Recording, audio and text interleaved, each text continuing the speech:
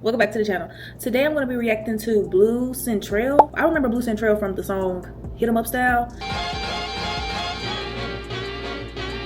While he was scheming, and also a few other songs. And I did like have a little moment on YouTube where you go down artist music and try to really just figure out who they are, what they do, it's like, what they all about. So I did go through one of those nights. Now I remember watching this interview a long time ago, and I am going to rewatch it again just because I want to see the juicy details on it, y'all, because I'm a little bit older now, so I feel like I can give my critique on it just from a grown person. What's on horse? Fuck Jay-Z. Oh my God! I heard he's hung up on horse blue. Oh, you hating on Beyonce? Does she really have him locked down? I think so. I think they're in love. I think they're in love. Is politics speaking?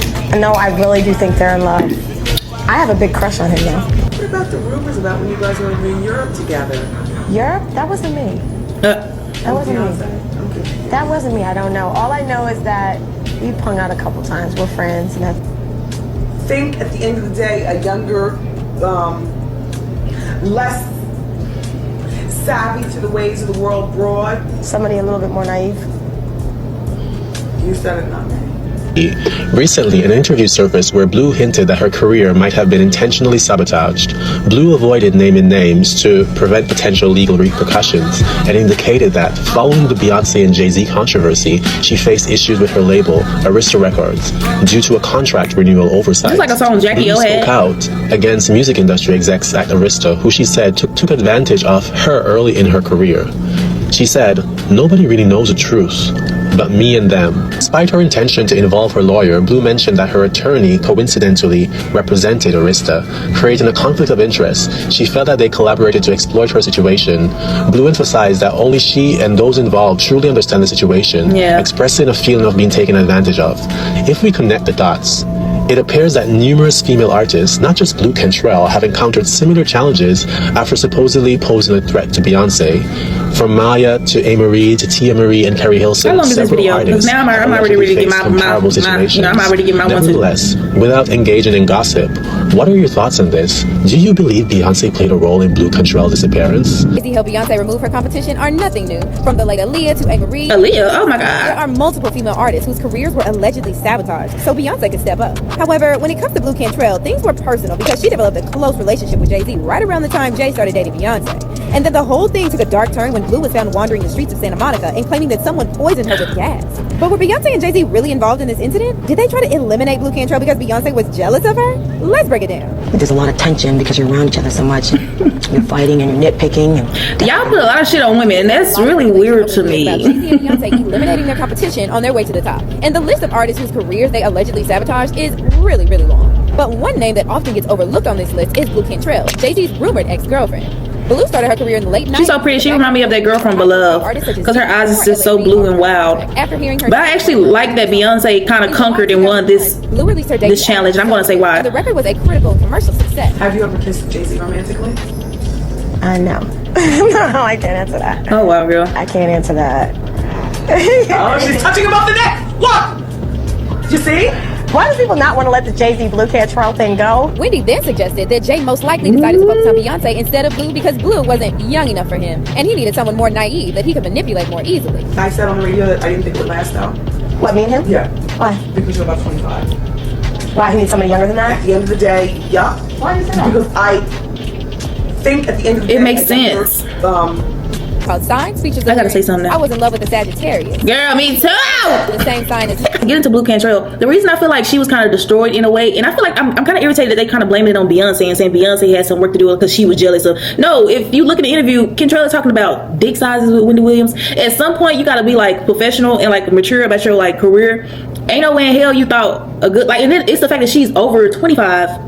And this is where you're talking to someone who you know is trying to exploit you, and you're kind of like okay with it, like in a way of like she's asking you about sexual life. This is somebody that you work with in your business. You're sending out messages to other dudes to try the same thing. So even if Jay-Z tried to take you serious and do business with you, other guys will still try to try you just because of what you're talking about in the interviews. Like you're giving gateways to other stuff.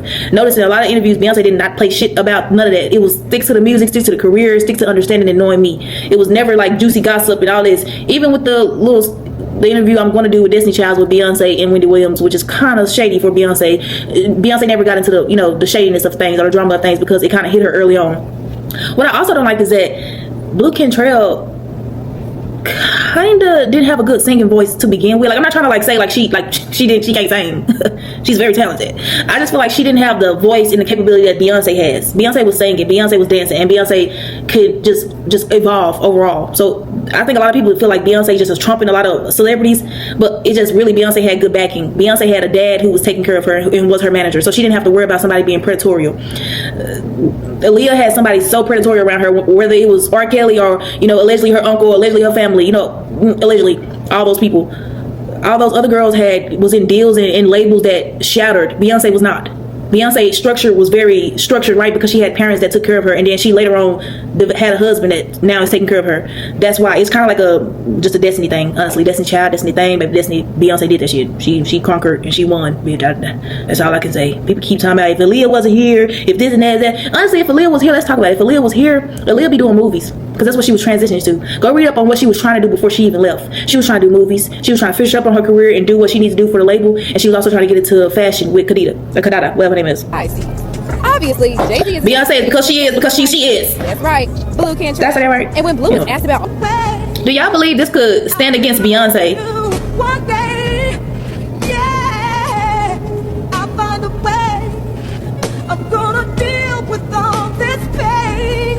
Yeah. This is why 95% of the women that's in the music game cannot stand against Beyonce, because it is stage presence. I was last night watching Michael Jackson little like 38th anniversary, and I was watching Usher. I saw Luther Vandross. I saw Whitney. I saw Whitney, girl.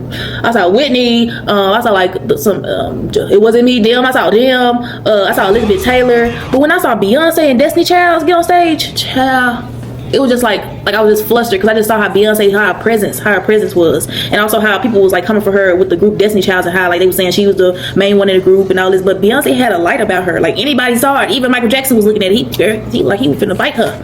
He wanted it.